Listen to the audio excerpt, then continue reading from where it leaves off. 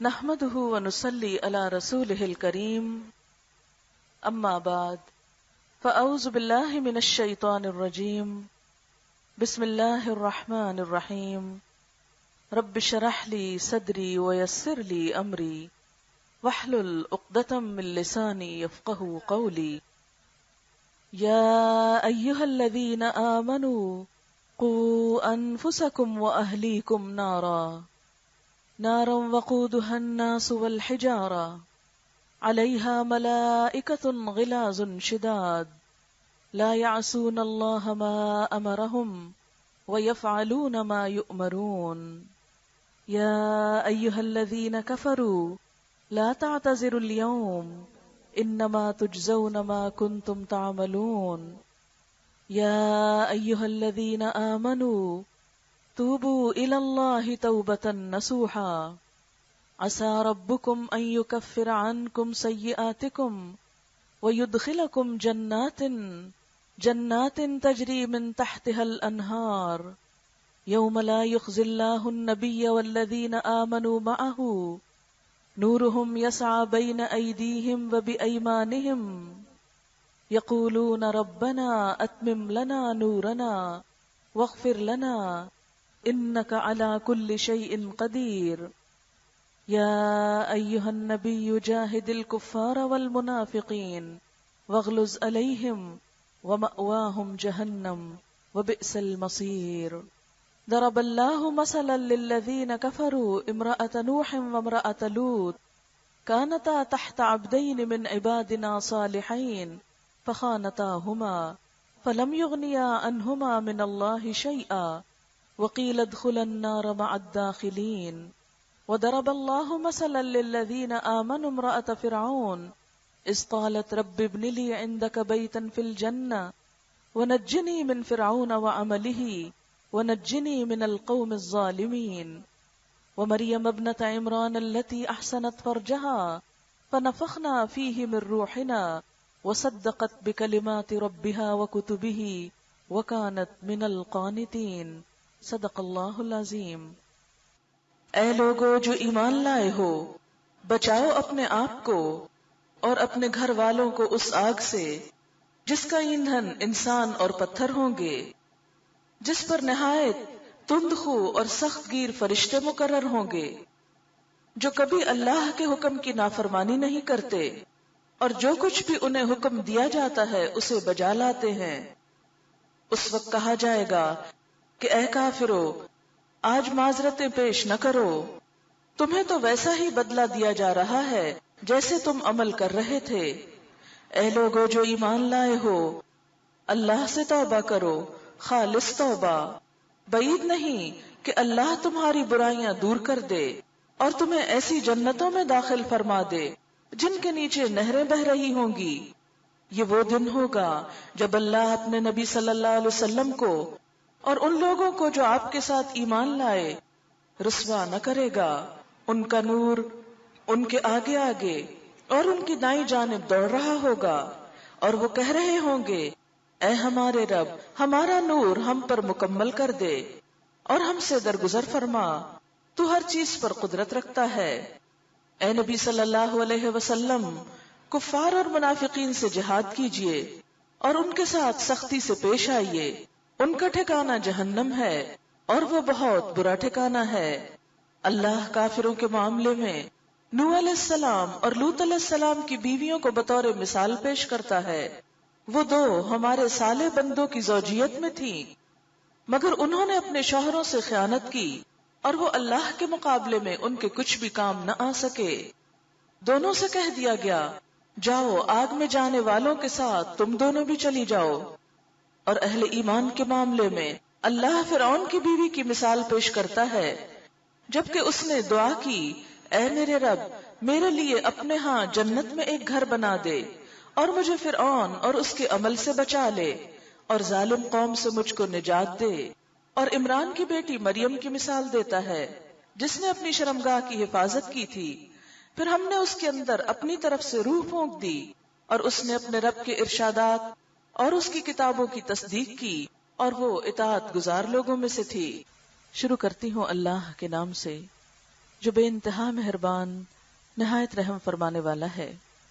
اللہ کا شکر ہے جس نے ہمیں انسان بنایا، اس کا احسان ہے کہ اس نے ہمیں مسلمان بنایا، اس کا کرم ہے ہم پر کہ ہمیں محمد الرسول اللہ صلی اللہ علیہ وسلم کی امت میں سے اٹھایا۔ محمد الرسول اللہ صلی اللہ علیہ وسلم کا اس دنیا میں آنا اللہ تعالیٰ کی نعمتوں میں سے ایک بہت بڑی نعمت ہے، کیونکہ ان کے ذریعے اللہ تعالیٰ نے ہم سب پر اپنی رحمت فرمائی، انہیں ہمارے لیے رحمت للعالمین بنا کر بھیجا۔ وما ارسلناک الا رحمتا للعالمین۔ آپ کی یہ رحمت دراصل کیا ہے؟ آپ کو جو رحمت بنا کر بھیجا تو اس کا مطلب کیا ہے؟ حقیقت یہ ہے کہ جو کچھ آپ کے ذریعے انسانیت کو ہدایت اور رہنمائی ملی، زندگی گزارنے کا بہترین طریقہ ملا، وہی دراصل انسانوں پر اللہ تعالیٰ کی رحمت کا سبب بنا۔ قرآن پاک میں اللہ تعالیٰ فرماتے ہیں لَقَدْ مَنَّ اللَّهُ عَلَى الْمُؤْمِنِينَ إِذْ بَعَثَ فِيهِمْ رَسُولًا مِّنْ أَنفُسِهِمْ يَتْلُو عَلَيْهِمْ آيَاتِهِ وَيُزَكِّيهِمْ وَيُعَلِّمُهُمُ الْكِتَابَ وَالْحِكْمَةَ وَإِنْ كَانُوا مِنْ قَبْلُ لَفِي ضَلَالٍ مُبِينٍ۔ یقیناً اللہ تعالیٰ نے اہل ایمان پر بہت احسان کیا جب ایک رسول ان کے اندر انہی میں سے اٹھایا جو ان پر اس کی آیات پڑھ کر سناتا ہے، ان کا تزکیہ کرتا ہے، انہیں کتاب اور حکمت کی تعلیم دیتا ہے، اور بے شک اس سے پہلے وہ کھلی گمراہی میں مبتلا تھے۔ انسانیت نبی اکرم صلی اللہ علیہ وسلم کی آمد سے پہلے اپنے آپ کو بھولی ہوئی تھی، اپنی زندگی کے مقصد کو بھولی ہوئی تھی، اپنے انجام کو بھولی ہوئی تھی۔ جس معاشرے کے اندر آپ بھیجے گئے، نہ صرف یہ کہ وہ معاشرہ بلکہ پوری دنیا میں ایک فساد کی کیفیت تھی۔ قرآن پاک میں اللہ تعالیٰ فرماتے ہیں ظہر الفساد فی البر والبحر، کہ خشکی اور سمندر ہر جگہ فساد ہی فساد پھیل گیا۔ نبی اکرم صلی اللہ علیہ وسلم کے آنے پر دنیا میں جو بے مثال امن قائم ہوا، ہر صاحب حق کو جو اس کا حق ملا، اس کی مثال ہمیں کہیں اور نہیں ملتی۔ آپ کی آمد سے پہلے جو لوگ باہم لڑا کرتے تھے، ان کے ساتھ نبی صلی اللہ علیہ وسلم کی تعلیم کی وجہ سے ان کے اندر جو امن و امان ہوا، حالی نے اس کا نقشہ خوب کھینچا ہے، قبائل کو شیر و شکر کر دکھایا کہ نبی صلی اللہ علیہ وسلم نے ان باہم لڑنے جھگڑنے والے لوگوں کے دلوں میں محبت پیدا کر دی۔ حقیقت یہ ہے کہ ہمارے اس دین کا پیغام دراصل محبت کا پیغام ہے۔ آپ کی ذات رحمت بن کر آئی، لیکن آج ہم دیکھتے ہیں کہ ہم دین کے نام پر جھگڑتے ہیں۔ آج ہمارے معاشرے میں مسلمان ہوتے ہوئے امن نہیں، ایک دوسرے کے خون کے پیاسے ہیں، ایک دوسرے کی ذات سے، خواہ وہ ایک گھرانے کے اندر ہو یا ایک معاشرے کے اندر ہو، سکون اور خوشی نہیں پائی جاتی۔ اس کی بنیادی وجہ کیا ہے؟ اس کی بنیادی وجہ یہ ہے کہ انسانوں کے اندر خود غرضی پھیل گئی ہے۔ انسان صرف اپنی ذات کا بھلا چاہتا ہے، انسان دوسروں کے لیے بھلا نہیں سوچتا، دوسروں کے بارے میں اپنے دل میں کوئی دکھ اور درد محسوس نہیں کرتا۔ اور اس کی بنیادی وجہ کیا ہے؟ اس کی بنیادی وجہ دلوں میں خدا کا خوف نہ ہونا ہے، اپنے انجام کو بھولنا ہے۔ انسان اس بات کو بھولتا جا رہا ہے کہ اسے اس دنیا کے بعد کسی دوسری دنیا میں بھی جانا ہے۔ اسے یہ یاد نہیں کہ اسے اپنے اعمال کا حساب دینا ہے۔ ایک مسلمان کی پہچان کیا بتائی گئی؟ المسلم من سلم المسلمون من لسانہ ویدہ۔ مسلمان تو وہ ہوتا ہے جس کی ہاتھ اور زبان سے دوسرے مسلمان محفوظ رہیں، انہیں کوئی تکلیف نہ پہنچے۔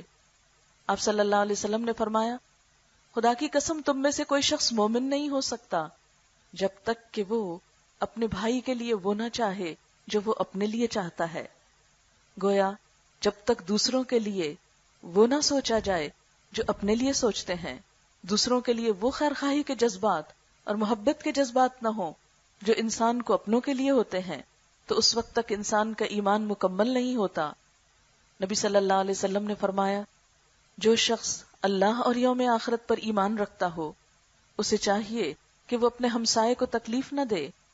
جو شخص اللہ اور یوم آخرت پر ایمان رکھتا ہو اسے چاہیے کہ وہ اپنے مہمان کی عزت کرے، لیکن آج ہم دیکھتے ہیں کہ ہمارے ہی مسلمان معاشرے کے اندر انسانوں کا احترام اٹھتا چلا جا رہا ہے۔ کیا اس کے بارے میں ہمیں نہیں سوچنا؟ ہمیں سوچنا ہے، لیکن کس سے؟ اپنی ذات سے، اپنی اصلاح سے، کیونکہ ہم میں سے ہر شخص دوسروں کی اصلاح کے بارے میں تو بہت سوچتا ہے، دوسروں پر تنقید کرنا بھی خوب جانتا ہے، لیکن ہم سب خود کیا رول ادا کر رہے ہیں؟ کیا ہم خود ان باتوں پر عمل کرنے والے ہیں جس کا درس ہم دوسروں کو دیتے ہیں؟ جن باتوں پر ہم دوسروں کو کرٹیسائز کرتے ہیں، کیا وہ کام ہم خود چھوڑ دیتے ہیں؟ جو باتیں ہمیں دوسروں میں کھٹکتی ہیں اور بری معلوم ہوتی ہیں، کیا وہ ہم اپنی ذات سے نکالنے کو بھی تیار ہیں؟ تو جب تک ہم اپنے بارے میں نہیں سوچیں گے، اس وقت تک معاشرے کے اندر امن، خوشی، محبت اور سکون ہو نہیں سکتا۔ اور اگر اس دنیا میں ہم نے پرامن ہونے کا ثبوت نہ دیا تو ہماری دوسری دنیا کیسے پرامن ہو سکتی ہے؟ جنت پرامن لوگوں کی بستی ہے، وہاں انہی لوگوں کے لیے ٹھکانہ ہے کہ جنہیں اللہ رب العزت نے جو کرنے کو کہا وہ اپنا حق چھوڑ کر بھی کرنے کو تیار ہوں۔ ایک حدیث پاک میں آتا ہے کہ اللہ رب العزت نے جنت عدن کو، جنات عدن جس کا قرآن میں ذکر آتا ہے، اپنے ہاتھ سے بنایا، اور اس کی کچھ ڈسکرپشن یوں دی گئی کہ اس کے اندر جو برکس ہیں ان میں سے ایک سرخ ہے، ایک سبز ہے، ایک سفید ہے، یعنی اس کا کمبینیشن ہے۔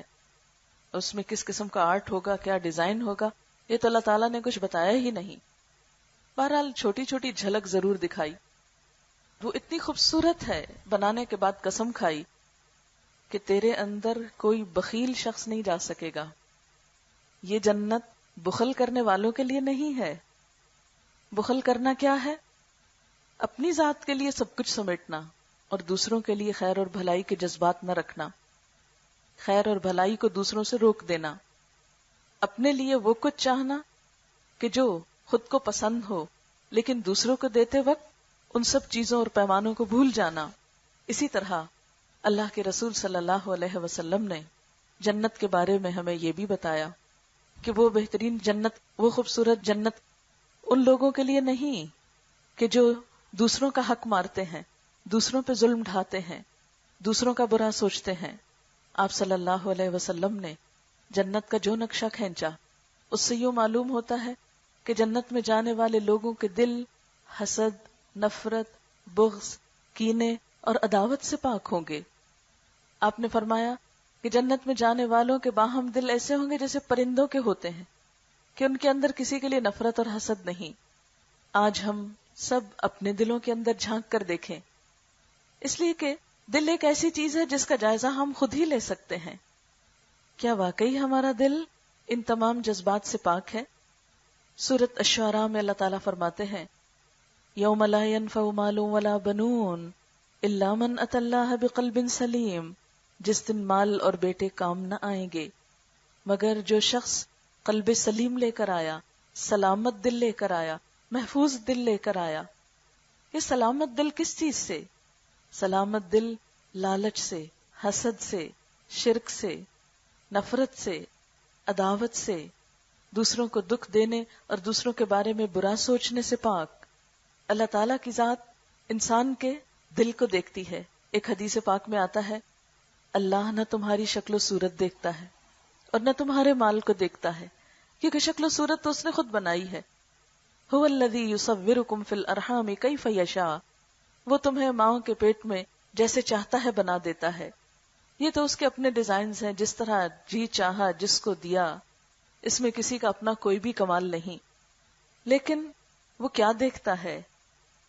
وہ تمہارے دل اور تمہارے اعمال دیکھتا ہے، نہ شکل و صورت دیکھتا ہے، نہ مال دیکھتا ہے، کیونکہ مال بھی اس کی اپنی تقسیم ہے، جس کو جتنا چاہے نوازے۔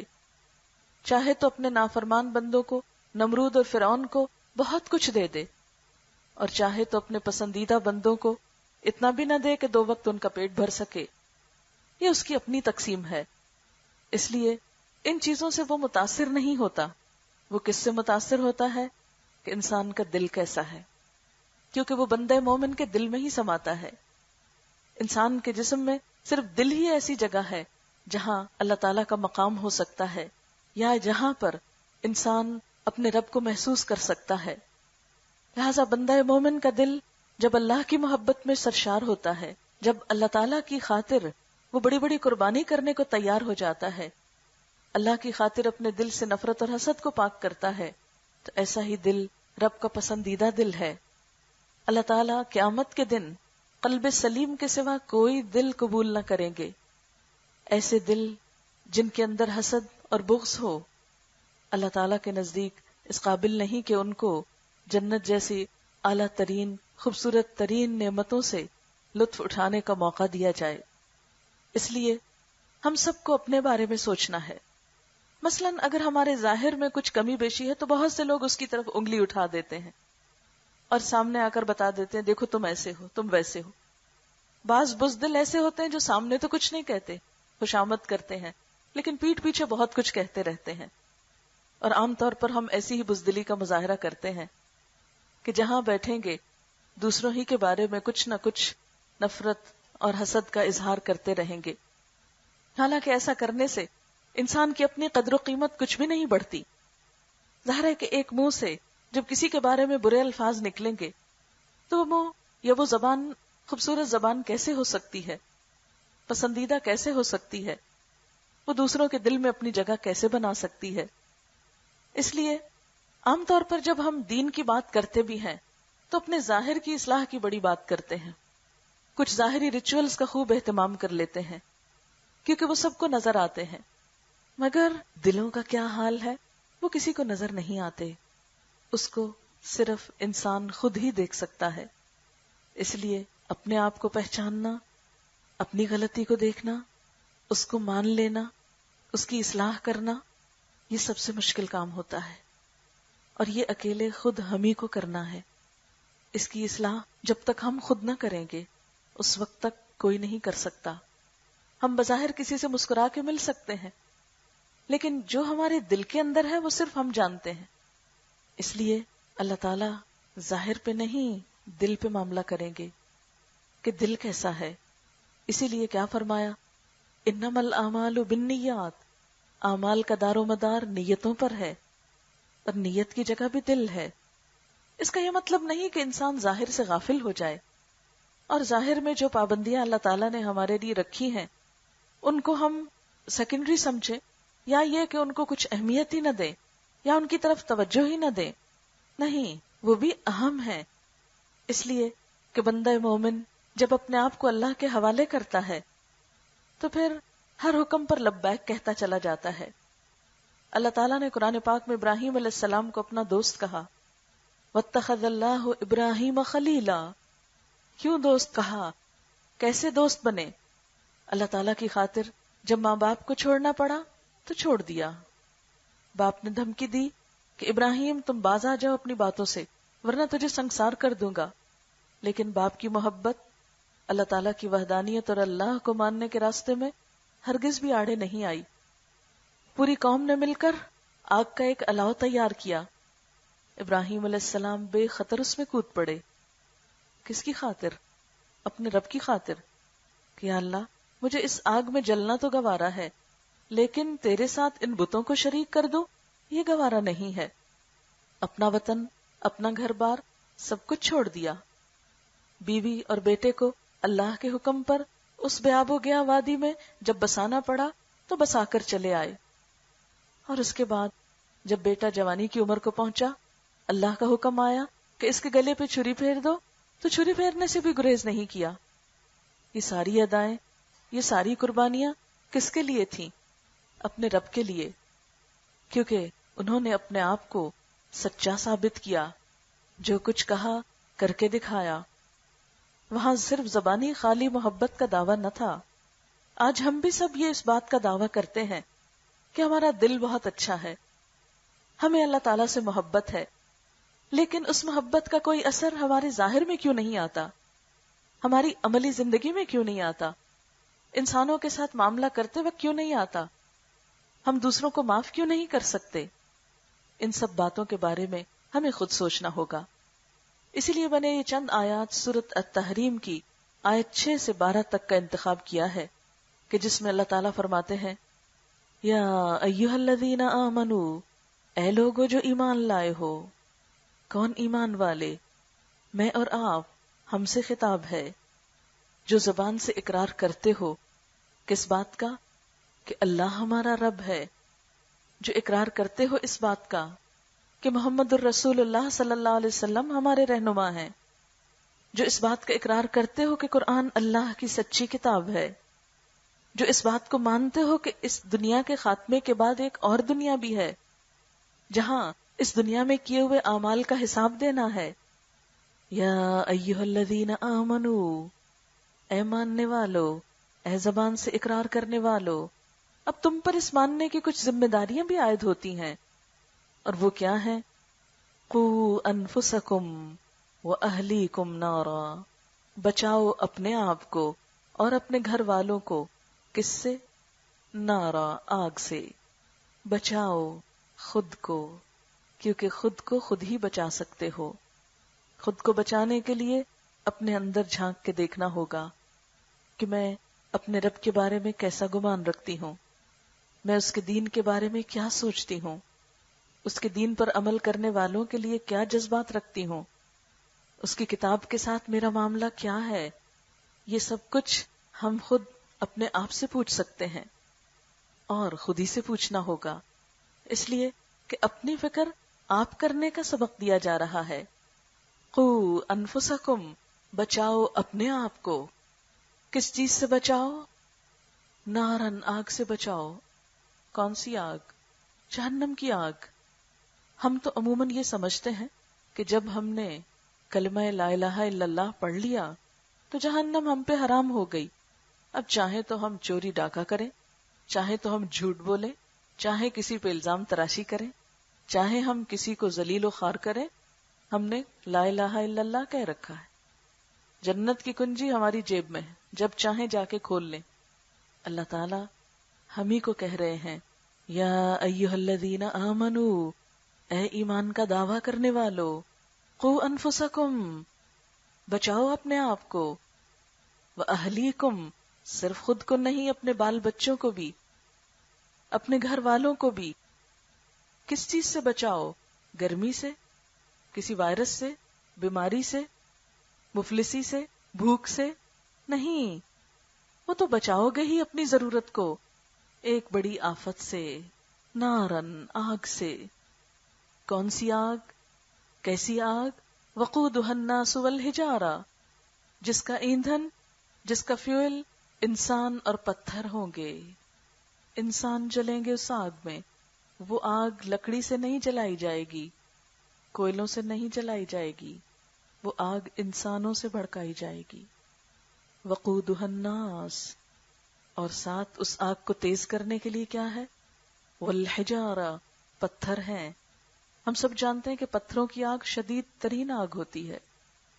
وقودها الناس والحجارہ علیہا ملائکۃ، اس پر کچھ فرشتے بھی مقرر ہیں، کس لیے؟ تاکہ اس میں جانے والے باہر نہ نکل سکیں، بھاگ نہ سکیں۔ علیہا ملائکۃ غلاظ، غلاظ کا لفظ غلیظ سے ہے، سخت، سنگ دل، بڑے پتھر دل ہیں، بہت تند خو ہیں، کسی پہ نرمی نہیں کرتے، کسی کو نہیں چھوڑتے۔ شداد، بہت شدید ہیں، بہت شدت سے معاملہ کرتے ہیں۔ لا یعصون اللہ ما امرہم، وہ اللہ کے حکم کی نافرمانی نہیں کرتے۔ ویفعلون ما یؤمرون، اور وہی کرتے ہیں جو حکم دیے جاتے ہیں، جو اللہ تعالیٰ کی طرف سے ان کو حکم ملتا ہے وہ اس کے پابند ہیں، وہ اپنے رب کے فرما بردار ہیں، انہیں انسانوں سے ہمدردی نہیں۔ تو اہل ایمان کو، مجھے اور آپ کو اس سے خبردار کیا جا رہا ہے کہ ایسے کام نہ کرنا کہ وہاں کا ایندھن بنو۔ وہاں کا ایندھن بننے کے لیے بنیادی طور پر کیا چیزیں چاہیے ہوتی ہیں؟ انسان کا تکبر، جس کی وجہ سے ساری بیماریاں جنم لیتی ہیں۔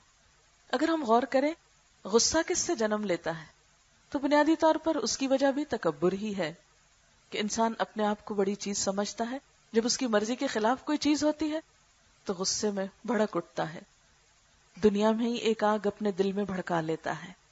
اور جب اس دل میں آگ بھڑکتی ہے غصے کی تو پھر زبان کھلتی ہے تو ہر طرف آگ برستی ہے، جس تک پہنچتی اس کو جلاتی چلی جاتی ہے. ہم خود تو وہ آگ برسا کے ٹھنڈے ہو جاتے ہیں لیکن دوسروں کو جلنے کے لیے چھوڑ دیتے ہیں. غصے کی حالت میں نکلے ہوئے زبان کے الفاظ دوسروں کو عرصے تک تڑپاتے رہتے ہیں. تلوار کے زخم تو مندمل ہو جاتے ہیں لیکن انسانوں کی بد اخلاقی کے زخم دیر تک پریشان کرتے ہیں. سال ہا سال گزر جاتے ہیں لیکن انسانوں کے دیے ہوئے تانے نہیں بھولتے. دراصل کیا ہے یہ تانے؟ یہ وہ آگ ہیں جو انسانوں کی طرف سے برسائی جاتی ہے انسانوں پر زبان کے ذریعے. تو علیہا ملائکۃ غلاظ شداد. اگر تم نے لوگوں کے ساتھ بد اخلاقی برتی، لوگوں کے ساتھ تم سنگ دلی سے پیش آئے، تو دیکھو وہ آگے بد اخلاق اور سنگ دل فرشتے جو انسانوں کے ساتھ بد اخلاقی پر برتیں گے ان کے ساتھ تندخوئی سے پیش آئیں گے. وہ انسانوں کے ساتھ کسی قسم کا نرم معاملہ نہیں کریں گے. کیوں؟ اس لیے کہ یہ ان اعمال کا صلہ ہے جو وہ دنیا میں دوسروں کے ساتھ کرتے رہے. آج ہم سب کو اپنے رویے پہ غور کرنے کی ضرورت ہے کہ ہم دوسروں کے ساتھ کیا سلوک کرتے ہیں. بسا اوقات اپنے سے بڑوں کے ساتھ پھر بھی کچھ لحاظ کر جاتے، برابر والوں کے ساتھ بھی اچھا اخلاق رکھنا کچھ مجبوری ہوتی، لیکن ہم سب کو اگر اپنا اخلاق پرکھنا ہے تو دیکھنا ہوگا کہ چھوٹوں کے ساتھ کیا کر رہے ہیں، بچوں کے ساتھ کیسے پیش آتے ہیں. ہم یہ سوچ کر کہ بچے تو اپنے ہی ہیں، چھوٹے ہیں، ان کے ساتھ جو چاہو کرو، اور بسا اوقات سب کا غصہ اپنے ہی بچوں پہ نکال دیتے ہیں. اسی طرح نوکروں کے ساتھ کیسے پیش آتے ہیں، ان کے ساتھ کیا معاملہ کرتے ہیں. کسی انسان کا با اخلاق ہونا اس سے نہیں پرکھا جائے گا کہ وہ اپنے سے بڑے کے ساتھ کیسے معاملہ کر رہا ہے. ہم میں سے ہر شخص خود کو پرکھے کہ میں اپنے سے چھوٹے کے ساتھ کیا سلوک کر رہا ہوں، کیسے پیش آ رہا ہوں. قو انفسکم، اس لیے کہ خود کو بچانا ہے. کس سے؟ نارن، آگ سے. اور پھر اس کے بعد آپ دیکھیں کہ یہ تکبر غیبت کا سبب بھی بنتا ہے، بیک بائٹنگ. کیوں؟ اس لیے کہ جب ہم سمجھتے ہیں کہ ہم بڑے ہیں اور کوئی اور ہم سے آگے نکلنے کی کوشش کر رہا ہے کسی بھی طرح، تو ہم ہر جگہ بیٹھ کے اس کو بدنام کرنا چاہیں گے تاکہ وہ آگے نہ جا سکے، جس کو دوسرے لفظوں میں لیگ پلنگ کہتے ہیں، کہ کسی کو ترقی نہ کرنے دو، کسی کو آگے نہ بڑھنے دو. آج ہمارا معاشرہ کیوں سوال پذیر ہے؟ اس کی بنیادی وجہ کیا ہے؟ خود بھی کام نہیں کرتے اور جو کوئی کر رہا اس کو کرنے بھی نہیں دیتے، اس کو جینے بھی نہیں دیتے. یہ رویہ جہاں دنیا کے لیے نقصان دہ. آپ دیکھیں کہ اگر ہمارے ہی ہم ملک ہم وطن ترقی نہیں کریں گے، کیا اس کا نقصان ہم ہی کو نہیں ہوگا؟ اگر ہمارے ہی گھر میں ہمارا اخلاق اچھا نہیں تو کیا اس کا نقصان پلٹ کر ہم کو نہیں ہوگا؟ اگر ہم کسی کے ساتھ بدتمیزی اور بد اخلاقی کا معاملہ کریں گے تو اس کی محبت کیسے جیت سکیں گے، اس کا دل کیسے جیت سکیں گے؟ تو دنیا بھی انسان کی بد اخلاقی کی وجہ سے جہنم ہو جاتی ہے، اور اسی جہنم کا دوسرا حصہ پھر آخرت کا جہنم بھی ہے. اسی سے بچنے کے لیے کہا جا رہا ہے. اور پھر دوسری بڑی ذمہ داری، وَأَهْلِيكُمْ، اپنے بچوں کی فکر بھی کرو. جو اچھا اخلاق خود اپناؤ گے وہی تمہارے بچوں میں بھی ٹرانسفر ہوگا. آپ دیکھیں کہ بچوں کے عموماً بولنے کا انداز کیا ہوتا ہے، وہی ماں باپ جیسے بولتے ہیں، جیسا ان کو دیکھتے ہیں ویسا ہی کرتے ہیں. چھوٹے چھوٹے کاموں میں وہ آپ کی نقالی کر رہے ہوتے ہیں، چھوٹی چھوٹی چیزوں کو آپ سے وہ خاموشی کے ساتھ سیکھ رہے ہوتے ہیں. آپ کسی سے بات کر رہے ہیں، وہ کھیل رہے ہیں، لیکن دھیان ان کا آپ کی طرف ہے، توجہ کا مرکز آپ ہیں. جو آپ ان کو دیں گے وہی آپ کے لیے صدقہ جاریہ بنے گا، اچھا صدقہ جاریہ بھی. اور اگر ان کے اخلاق بگڑ گئے ہمارے ہاتھوں تو اس کی پوچھ اور اس کا حساب بھی ہم سے ہوگا. اسی لیے ہم دیکھتے ہیں کہ اللہ کے نیک بندے مرتے دم تک بھی اس بات کی فکر میں رہے کہ ان کے بعد ان کے بچوں کے ایمان اور اخلاق کا کیا حال ہوگا. حضرت یعقوب علیہ السلام کے بارے میں آتا ہے کہ جب وہ ڈیتھ بیڈ پر تھے تو اس وقت بھی اپنے بچوں کو بلا کر جو بات کہنے لگے وہ یہ نہیں تھی کہ میرے بعد مال کا کیا ہوگا، وہ یہ نہ تھی کہ میرے بعد تمہارے مستقبل کا کیا ہوگا. پہلے ہی پارے کے آخر میں آتا ہے ام کنتم شہداء اذ حضر یعقوب الموت اذ قال لبنیہ ما تعبدون من بعدی قالوا نعبد الہک و الہ آبائک ابراہیم و اسماعیل و اسحاق الہا واحدا ونحن له مسلمون. کیا تم اس وقت حاضر تھے جب یعقوب علیہ السلام کو موت آئی، جب وہ اپنے بچوں سے پوچھ رہے تھے بچوں میرے بعد عبادت کس کی کرو گے، میرے بعد کس دین پر قائم رہو گے؟ یہ احساس کیوں تھا دنیا سے جاتے ہوئے، دنیا سے رخصت ہوتے ہوئے؟ اس بات کی فکر کیوں تھی؟ اس لیے کہ انہیں پتا تھا کل اللہ کے حضور مجھ سے پوچھ ہوگی. حدیث پاک میں آتا ہے کلکم راعن وکلکم مسئول عن رعیتہ، تم میں سے ہر شخص نگران ہے اور ہر شخص سے اس کی رعایا کے بارے میں سوال ہوگا. جو اس کے ماتحت ہیں ان کے بارے میں پوچھا جائے گا کہ ان کی اصلاح کی کتنی فکر کی. لہذا والدین سے پوچھا جائے گا کہ انہوں نے اپنے بچوں کے بارے میں کیا کیا. حتیٰ کہ خاتون کا نام لے کر فرمایا وَالْمَرْأَةُ رَاعِيَةٌ فِي بَيْتِ زَوْجِهَا وَمَسْئُولَةٌ عَنْهَا، خاتون خانہ سے بھی اس کے گھر کے بارے میں، اس کے بچوں کے بارے میں پوچھا جائے گا، کیونکہ وہ ان کی نگران ہے، ان کی ذمہ دار ہے. تو اس لیے ایمان والوں پر، مجھ پر اور آپ پر یہ ذمہ داری عائد ہوتی ہے کہ جہاں ہم اپنی فکر کریں، اور اپنی فکر سے مراد اپنے دل کی اصلاح، اپنے اندر کی اصلاح، اور اندر کے ساتھ ساتھ وہ پھیلتے ہوئے باہر تک بھی، اور اس کے ساتھ ساتھ اپنے بچوں کی فکر بھی. اور پھر فرمایا یا ایھا الذین کفروا لا تعتذروا اليوم، اے لوگو جنہوں نے انکار کر دیا، جنہوں نے بات نہ مانی، آج معذرتیں نہ پیش کرو، آج بہانے نہ کرو. انما تجزون ما کنتم تعملون، تمہیں تو وہی جزا دی جا رہی ہے جو تم عمل کرتے رہے ہو. کیونکہ قیامت کے دن انسان عذر پیش کرے گا، یا اللہ بہت مجبوریاں تھیں، بہت مصروفیت تھی. جیسے آج بھی ہم دیکھیں کہ باقی کاموں کے لیے ہمارے پاس وقت ہوتا ہے، لیکن جب بھی کوئی دین کی بات ہوتی ہے تو ہماری بہت ساری مصروفیات آڑے آ جاتی ہیں. نماز کے وقت ہمیں فرصت نہیں ہوتی، قرآن پڑھنے کے لیے صبح فرصت نہیں ہوتی. اس کو سمجھنے کا تو پوری زندگی ہی وقت نہ ملا.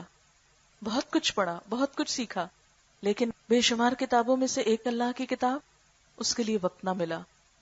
بہت سی مصروفیات آڑے آ گئیں. قیامت کے دن کوئی عذر کام نہ آئے گا. اللہ تعالیٰ پوچھیں گے کہ یہ سب جو میں نے بھیجا تھا یہ کس لیے بھیجا تھا؟ صرف بند کر کے اونچا رکھنے کو؟ صرف کسی مقدمے کے وقت قسم کھانے کو؟ یا کسی کے فوت ہونے پر پڑھ کے اسے بخشنے کو؟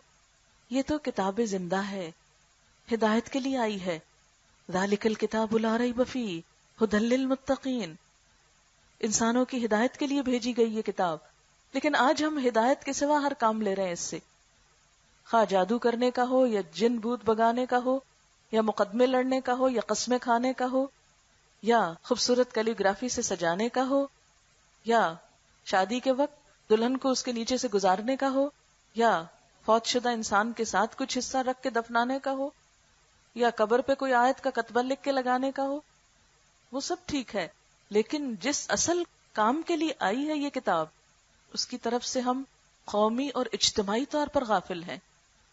انفرادی طور پر انڈیویجول کہیں کہیں کوششیں کر رہے ہیں، لیکن بحیثیت امت مسلمہ کے ہم نے اس کتاب کو پس پش ڈال دیا. علامہ اقبال نے کہا تھا گر تو خواہی مسلمان زیستن نیست ممکن جز قرآن زیستن، اگر تم مسلمان بن کے جینا چاہتے ہو تو ممکن ہی نہیں کہ قرآن کے بغیر مسلمان بن سکو. آج ہم سب نے اپنی اپنی مرضی سے اسلام کا ایک رخ تلاش کر لیا ہے، اسلام کی تصویر میں اپنی مرضی سے رنگ بھر لیا، لیکن اللہ کی کتاب بند کی بند رکھی ہے. ہم سب کی ذمہ داری ہے اس کو کھولنے کی. ورنہ لا تعتذر اليوم، آج معذرتیں نہ کرو، آج عذر نہ کرو. انما تجزون ما کنتم تعملون، تم کو وہی بدلہ دیا جا رہا ہے جو تم کر کے آئے ہو. تمہارے اعمال وہی تمہارے لیے جزا بن گئے. جیسا کہ پہلے میں نے عرض کیا کہ جہنم کی آگ کس سے بھڑکے گی؟ اسی آگ سے جس سے دنیا کی آگ بھڑکتی ہے. وہی اسباب بنیں گے وہاں کی آگ بھڑکانے کے بھی. ہمارے دلوں میں آگ بھڑکتی اور زبانیں آگ اگلتی ہیں، وہی چیزیں وہاں بھی آگ بن جائیں گی. اسی طرح جو اچھے اعمال یہاں ہیں ایک خوبصورت مسکراہٹ جو ہے، کسی کے ساتھ اچھا نرم معاملہ جو ہے، پھولوں کی طرح ہے، وہی جنت کے پھول بن جائیں گے۔ جس طرح سبزے کو دیکھ کر ایک سکون ہوتا ہے، تو جن لوگوں کو دیکھ کر ایک سکون کی کیفیت طاری ہوتی، وہی اس خوبصورت باغوں کے اندر رہنے کے حقدار بن جائیں گے۔